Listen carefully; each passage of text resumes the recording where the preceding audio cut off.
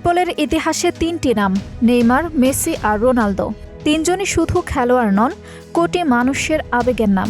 একদিকে Lionel Messi, যিনি বিশ্বকাপ জিতে নিজের ক্যারিয়ারকে পূর্ণতা দিয়েছেন।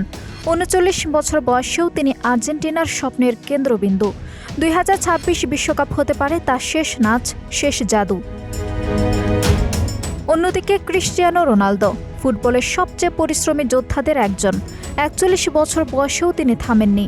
বিশ্বকাপ ট্রফি এখনও তার অধরা স্বপ্ন।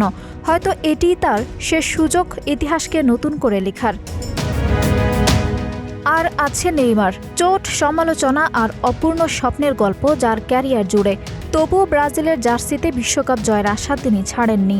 অনেকের মতে ২০২৬ বিশ্বকাপই হতে পারে নেইমারের শেষ বড় মঞ্চ।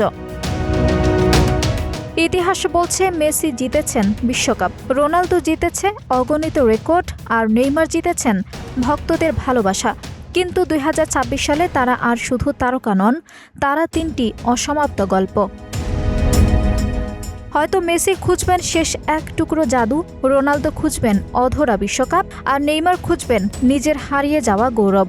বিশ্বকাপ ২০২৬ শুধু একটি টুর্নামেন্ট নয়, এটি হতে পারে ফুটবলের তিন মহাতারকার শেষ অধ্যায়। আর যখন শেষ বাঁশি বাজবে, তখন হয়তো একটি যুগেরও সমাপ্তি ঘটবে। আঞ্জুম হক আরবি, টাইম নিউজ ডেস্ক।